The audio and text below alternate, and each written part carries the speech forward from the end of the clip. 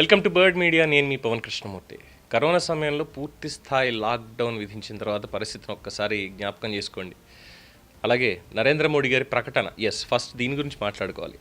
నిన్న రాజ్యసభలో మాట్లాడుతూ దేశం అంత అనిశ్చితిలో అయితే లేదు, మనకి సంబంధించినటువంటి నౌకలు వస్తున్నాయి, మన దగ్గర ముడి చమురికి కానీ గ్యాస్కి కానీ పెట్రోల్ వీటికి కానీ ఎటువంటి ఇబ్బంది లేదు, అయితే యుద్ధం అనివార్యం, ఇంకా కొనసాగే అవకాశాలు ఉన్నాయి, అందువల్ల కాస్త ప్రపంచం మొత్తం అనిశ్చితిలోకి వెళ్ళే అవకాశం ఉంటుంది కాబట్టి మనం కూడా దానికి సిద్ధంగా ఉండాలి అన్నారు.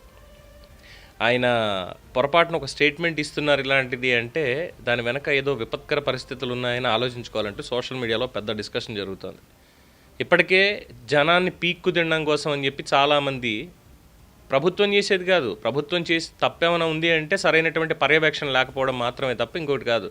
జనాన్ని పీక్కోవడానికి పెట్రోల్ బంకుల వాళ్ళు, గ్యాస్ డీలర్లు, వీళ్ళందరూ ఇంకా ప్రధాని మీద రేట్లు పెంచేసి బ్లాక్లో అమ్ముకొని, అంటే ఇప్పుడే ఆస్తులు సంపాదించాలి తప్పితే ఇంకెప్పుడు సంపాదించలేము మనం, మాకు దొరికేదే టైం ఇది. Domestic cylinder 6,000 రూపాయలటండి.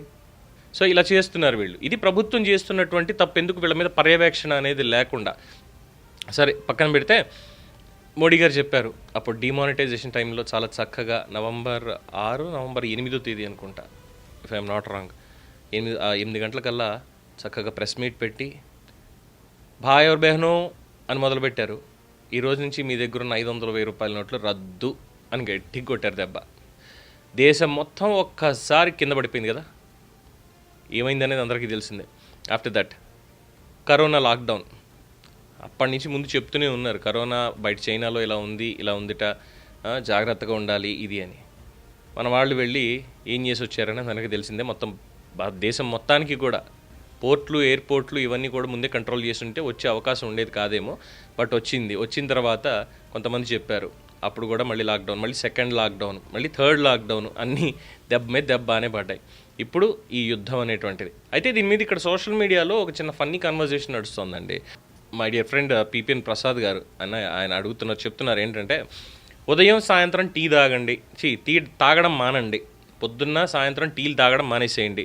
కెటిల్లో వేడి చేసినటువంటి నీటిలో, అంటే ఇన్స్టెడ్ ఆఫ్ గ్యాస్ స్టవ్ని వాడకుండా మనకి ఇప్పుడు వాటర్ కెటిల్స్ వచ్చాయి, హీటర్స్, దాంట్లో నీళ్లు వేడి చేసుకుని చక్కగా అందులో ఒక స్పూన్ తేనె కొంచెం నిమ్మరసం వేసి తాగండి సరిపోతుంది అని, లెమన్ టీ లాగా. తర్వాత మధ్యాహ్నం రాత్రి ఇండక్షన్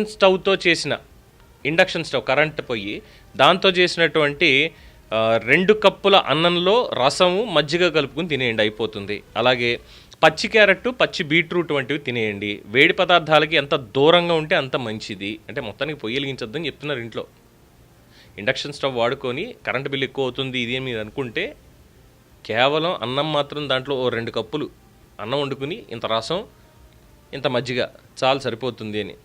ఆఫ్టర్ దట్ శుభకార్యాలకు పిలిస్తే కుటుంబ సమేతంగా హాజరుకండి.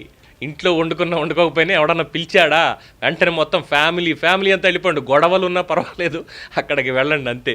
ఆఫ్టర్ దట్ ఆరోగ్యం, అభిమానం కోసం కాదు, ఇదంతా గ్యాస్ని సేవ్ చేసుకోవడం కోసమే, ప్రజా ప్రయోజనార్థం జారీ చేయబడింది.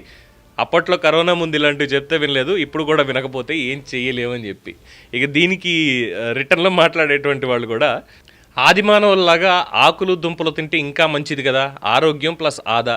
అలాగే 3-4 కిలోమీటర్ల దూరానికి సైకిల్స్ వాడండి, డబుల్ బెనిఫిట్. యాక్చువల్లీ సైకిల్ వాడమని చాలామంది చెప్తున్నారండి. ఇప్పుడు డిస్టెన్స్ తక్కువ ఉన్నటువంటి చోట హ్యాపీగా సైకిల్ వేసుకుని వెళ్ళిపోవచ్చు కదా, ఎందుకు వచ్చిన గోల ఇదంతా అని. రేపన్న రోజు నిజంగానే ఈ గ్యాస్ ఇబ్బందులు ఏమైనా వచ్చినా కానీ ఈ ఇండక్షన్ స్టవ్ ఆల్రెడీ కట్టెల పొయ్యిలు పెట్టేశారు ఎక్కడ పడితే అక్కడ.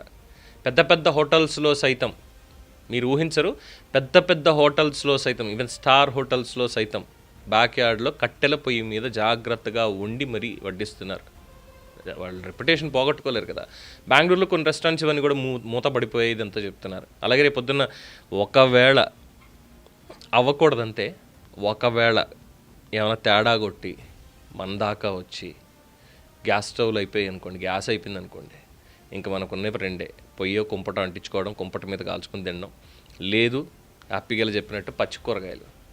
అఫ్కోర్స్ ఇవన్నీ ఆగిపోతే రేపు పొద్దున ట్రాన్స్పోర్టేషన్ బంద్ అయ్యి ఇవన్నా దొరుకుతాయో లేదో తెలియట్లేదు.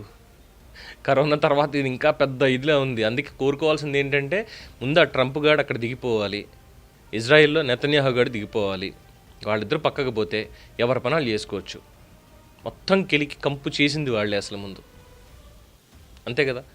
సో ప్రపంచం అంతా ఈరోజు ఆకలితో అలమటించకుండా ఉండాలి అంటే డెఫినెట్గా వీళ్ళు చేయాల్సిందే.